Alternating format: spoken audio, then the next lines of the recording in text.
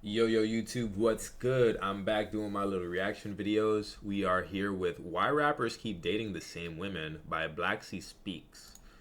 Now, my mitigation to not having YouTube Premium is just to watch YouTube on Brave, which fantastic. Cause I was paying $19 a month just to watch videos without ads and stuff. Crazy. Let's get up into this. And I ultimately think the reason why rappers keep dating the same women is because these women are familiar to the industry and it's very easy for these women to be passed around. It kind of is like the same reason why influencers all seem to like just know who are dealing with who. Like they have their own special club and we're just not a part of it. Like with that whole Ty Lil situation, that girl that did that with him is another streamer. It wasn't like some other random female, but hey. Anyways, let's jump up into it. Now, if you've been paying attention, you've probably noticed this pattern. Rappers keep dating the same women, same faces, same couples, same relationships popping up again and again. And this pattern shows up everywhere in the rap game. Even Drake and Future allegedly fell out after dealing with the same woman at one point. That's how small this circle really is. And here's the part nobody really breaks down. The dating pool in hip-hop is very tiny, like way smaller than people think. And to really show you what I mean, let me start this video off with a quick story. A couple years ago, I met this mid-level rapper. He had a Billboard charting record at the time and some decent buzz to his name.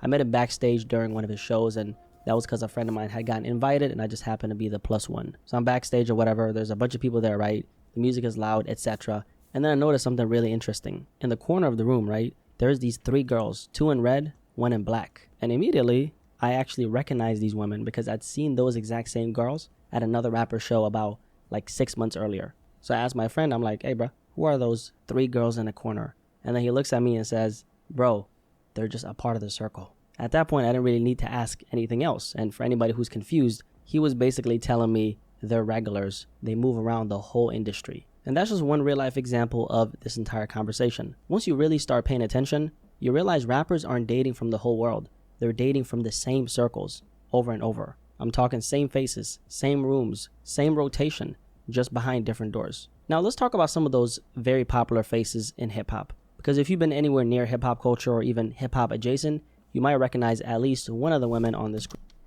Yeah. It's kind of crazy that India Love is on there, but I see it. And then Britney, we know about Britney, Ruby Rose, yeah.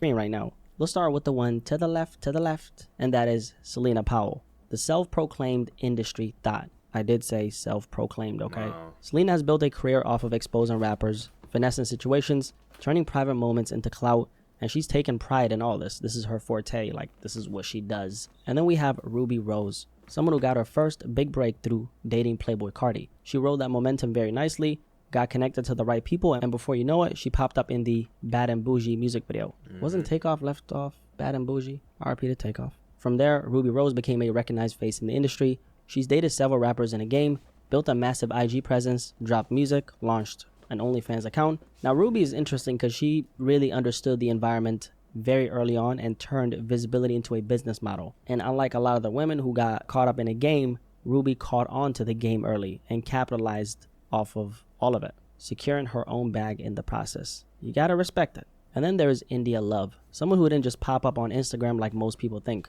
India actually first popped off on Tumblr back during that whole, aesthetic edits, it girl era. She built a serious following there before Instagram even became the move. And then after that, she picked up even more attention through reality TV and early IG culture. So by the time Instagram blew up, she was already a known face and I'm like really looking at India's jawline. She has a very like good jawline. I'm not gonna lie. It might be a little masculine, but I don't know. Like it suits her look very well. slid right into that OG IG baddie slash model, whatever you want to call it, right? Lane. So she's been in the mix for over a decade, and her first major mainstream moment came from her relationship with the game. At the time, she was 18 and he was 35. I was gonna say, brother, man, don't even say that part, cause you know how it is with these girls dating these older guys, man. That 35? I know. It's crazy. Like 35? I know. 35? Yeah. And from that point forward, She's basically been connected to the same circle ever since. Last but definitely not least, we got Brittany Renner. She's another woman who's been in the mix for years, and yeah, she's mostly known for finessing the athletes, but she's been around the rap world as well. She dated Lil Uzi Vert actually way back, and she was even married to Kevin Gates for like 2 business days. Now, all of these women are basically the faces everybody recognize when people talk about the women who've been connected to the industry's biggest rappers for years. But here's the thing. This whole pattern, this rotation, this ecosystem, it didn't start with these women. Before the IG models, before the industry girl even became a term, it all started with one woman, a big throwback, a name from the blog era a lot of y'all will probably recognize, Kat Stacks. I'm Kat Stacks. I got a lot of stories to tell. The people I expose in my blog aren't all the people I've been with. I've been to Lil Wayne's crib. I've been them. A nigga gave me $1,200 motherfucking dollars. For everyone tuned in during the blog era, you already know who this is. The first real rap groupie the internet ever saw. She was loud, unfiltered, unapologetic, and the definition of I'll say whatever. I'm so glad that I don't know that woman, but I'm just so glad that in my childhood I was more obsessed with playing video games, sports, and anime than being hooked on like what woman a rapper is passing around. Because all of this shit dies the moment we realize these people are no better than us. They're just rich. That's it. All the celebrities, the actors, all these other people, the influencers, they're no better than us. They're just rich. Can we stop envying them, idolizing them, paying attention to them and all that stuff? Can we just like withdraw our attention from them, please? Because I'm more concerned with wanting to live my life outside of hearing this woman talk about she's finessed people, she's had with certain people. Like I don't care. But anyways, that's how I am. The fuck I want to say, and her whole brand was basically exposing rappers. And the thing about Kat Stacks is she actually ended up revealing something nobody was even thinking about back then, and that was that rappers only deal with a select group of women. Now, Kat wasn't just around rappers. She was inside the parts of the industry people never see.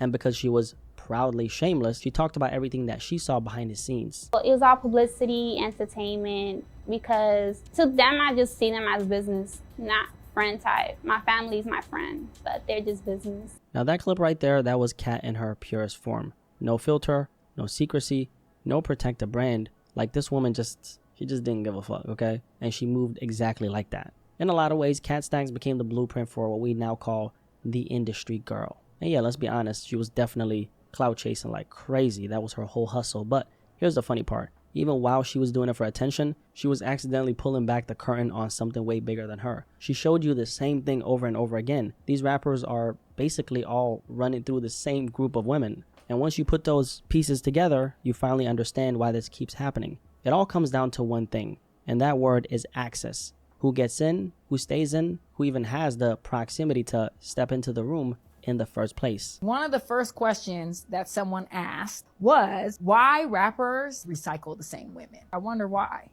I'll tell you this. I think they recycle the same women because are all in the same circle. When people talk about access, here's what it really means. Rappers aren't choosing from the world. Their environment is choosing for them. They deal with whoever is actually available in their world, not the millions of people the internet imagines. And once you take a look at the rooms they're actually moving in, studios, backstage, private events, late night sessions, that huge dating pool everybody thinks exists shrinks very fast. The circle becomes tiny, not because they don't... Rihanna, baby, what are you doing? Like, you're with your man A$AP Rocky, and you're gonna go up to a mannequin and start just rubbing up on... Baby, come do that to me. I'm sensual like that. Like, if you wanna flirt and all this and that, just rub up on my arm, like just be with me. Like, I get it, the seductive look for the shots and all that, but like, what we got going on, man? What do we have going on? Have other opportunities, but because those are the only people who even exist in their day-to-day reality. Because the truth is this. Most artists spend their days locked in studios, catching last-minute flights, doing press runs, moving city to city, sleeping strange hours, surrounded by the same team, in the same environments on repeat. So even though they're technically meeting people every day, they're not making real connections with anybody. Their schedule doesn't allow it. Their security, depending on what level they're at, doesn't allow it. Their fame, depending on what level they're at, doesn't allow it. So naturally, they end up dating the people who are already in the mix, already in those rooms, already accustomed to their lifestyle. And once you understand that, the whole question of why do all these rappers date the same women starts making a lot more sense. And here's the thing. This whole dating ecosystem they're in, it's basically one big recommendation loop. Because most of these dudes are not best friends, but they all move in the same exact circles. In other words, they're doing shows together, which means they're backstage together. They're at the same studio sessions. They share the same promoters, security, videographers. They hit the same clubs and the same after parties. And what happens is this. Once a woman gets close to one rapper or is even seen around him, her name automatically travels through that whole network. Yeah, she been around the homies. Yeah, she's solid. Yo, she a little crazy, but she's definitely loyal. She's safe. She knows how to move. Whatever, right? That's the recommendation loop. It's not organized. It's just how the industry operates. So when a woman enters that world, she's not just dating one rapper. She's basically introduced to I'm gonna close my mouth on this situation right here. the whole gang by default. Because once you're in that circle, you're accessible to everybody inside that world. To them, she's the safe option. Not the best option, not the baddest option, far from, because a lot of the fans be way better than these industry women, right? That's another conversation. She's just the familiar one. And yes, it's very transactional in most cases, but nobody looks at it like that. Because at the end of the day, these are all grown adults coming together, knowing what it is, and they're all benefiting from it somehow. So it's really just the unspoken system that's been a part of hip-hop forever. Now let me give you guys a clear example of what I mean. Y'all know Sexyy Red, right? Of course you do. Now before Sexyy Red blew up, she wasn't living this superstar lifestyle. On one interview with Sean Cotton from Say Cheese, she talked about having like $30 in her pocket back then. She was broke, she was grinding, she was trying to figure things out. And here's the interesting part, right? Before Sexyy Red became popular, she was already spending a lot of time in Chicago, specifically around rapper FBG Duck, who was popping in Chicago before he got killed in 2020. You met FBG Duck before he passed, and you traveled to Chicago to meet. Was it to meet him specifically? No, it was to shoot my video. And this footage of Sexyy Red being around FBG Duck and a bunch of other people somewhere, I don't know where this is. This footage popped up when Sexyy Red started blowing up. Wait, what's your rap name? I don't know yet. Song with Red.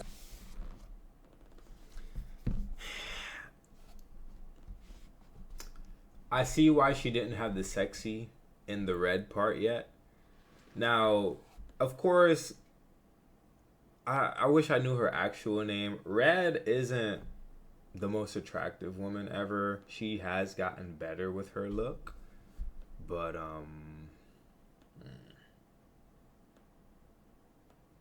it's just something about this look right here that I'm not gonna say it's good. Now, I'm not saying that anything happened between them. That's none of my business. Like, generally, I don't even care, right? The point is this. She was already inside that environment. She was already around that circle. She already had proximity to the culture before she ever had a name in the game. Even after that, Sexyy Red was allegedly connected to Chief Keef at one point, and I'm pretty sure they were dating. Wow. I'm pretty sure, but it's another conversation, right? Again, same circle, same ecosystem, same route to visibility. Sexyy Red didn't pop out of nowhere. She was already moving through the exact rooms that eventually pulled her into the industry.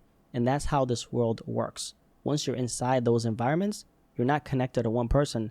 You're connected to the whole network. And that network runs on one thing, familiarity. Because here's the part that nobody really ever talks about, which is something that I touched on earlier. Although these women may not be the best option or even, the most attractive one, they're usually the most predictable option. And when I say predictable, I mean... All right.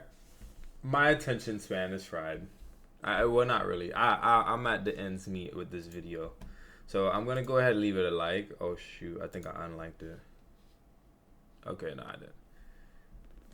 You guys can feel free to check out this video in its entirety. I have just gotten incredibly tired. This is after me eating the food and stuff like that. I don't know if my body got to digest the food or what. I just got tired, bro. Anyways, like, share, subscribe. I'll see y'all in the next one. Peace.